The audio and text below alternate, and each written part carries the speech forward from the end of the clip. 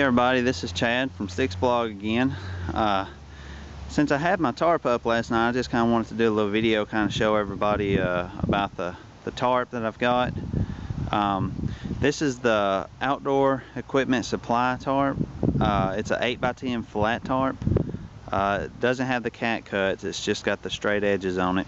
I bought this tarp earlier this year and I've used it a few times outside. So far I like it, but it is taking just a little bit to get used to pitching the tarp in the different ways and stuff. Now, just so you know, there's a few things that I added extra on this tarp. Actually, after I bought it, I sent it back to Brian to have a few tie-outs added.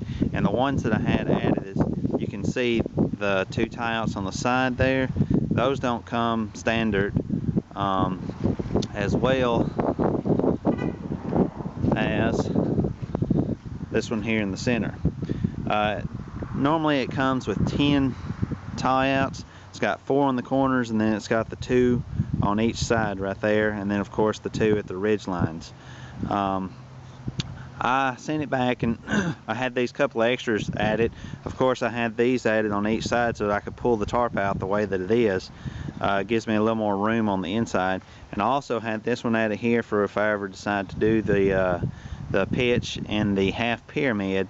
I can simply stake the other sides down, and then I can use my trekking pole to put up on the center here and then pull the sides down. But anyway, like I say, it's a 8x10 tarp, so it's a pretty big tarp. Like I say, I set it up last night. We had a thunderstorm come through last night, and I got excited and thought I would set it up, see how it does.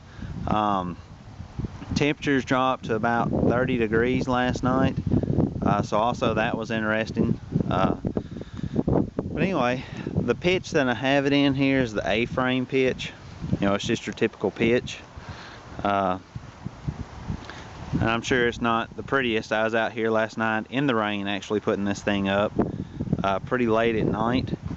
So, but anyway, you can see I've just used my trekking poles here. That's what I've got for my supports on each side. You can't see that through there yet. And then this line here, this is the MLD light line. And then you can even see my stake. It looks like it's about to come up. Got it pulled kind of tight. But anyway, these are the MSR groundhog stakes. See those? But anyway, just kind of show you how much room I got on the inside. This is, let's see, it's kind of hard to see. Just so you know what all I got in here. This is my Marmot Helium sleeping bag. It's good to 15 degrees. This is my Cocoon ultralight air pillow. The Gossamer Gear 1/8 inch pad is under here, and then the Neo Air is under here, and then just underneath that, that's my stuff sack. But I have a Tyvek ground sheet. My wife's Sierra Design sleeping bag. It's good to 15 degrees, and then I had the Exped Sin Mat up under there, and she opted to go for a real pillow. But anyway, as you can see, this is what it's like on the inside. I've got plenty of room. I can't really show you. It's hard to show you because I don't have anything. But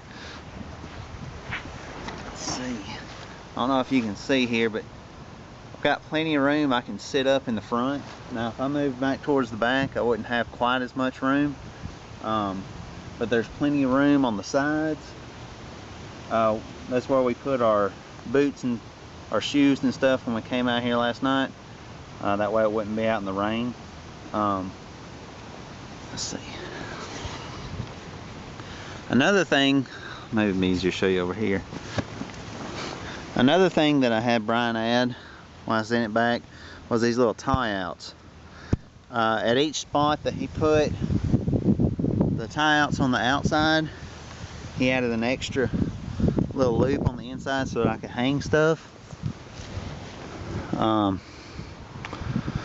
As you can see, I don't know if you can, that's the drops on the outside.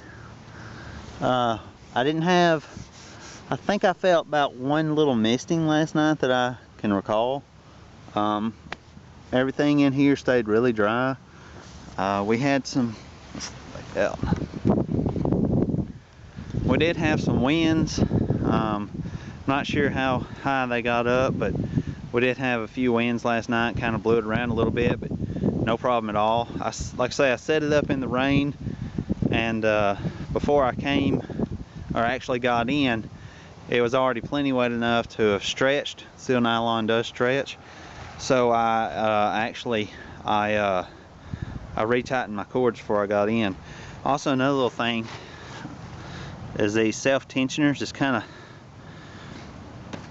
They're kind of hard to see right here, but basically these are self-tensioning lines. I've got, it's kind of hard for me to explain, but these lines here are just tied to the line in a place.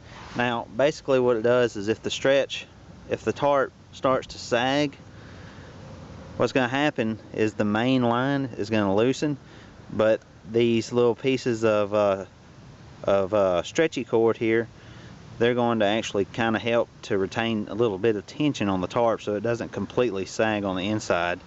And as you can see, they're still tight this morning. Like I say, I tightened it up real good last night after it started sagging. But anyway, another thing, you can see there's a little bit of sag right here, and the reason that is because I'm pulling both of these to a point rather than pulling them out. If I was to kind of pull them out a little bit straight, either straight or maybe even a little bit back towards the front and back, that would kind of go away. But right here I don't really have anything to tie those up to, and you make do with what you got. But it worked well. But anyway, so this is the OES 8x10 Silnylon tarp. It weighs, I don't know, with all the tie outs, with all the guy lines, I think it weighs about 17 or 18 ounces. I can't remember exactly for sure. Like I say, it's got plenty of room. There's plenty of room inside. It's much bigger than my 2-man tent. But anyway, that's the OES 8x10 tarp. Alright, thanks for watching.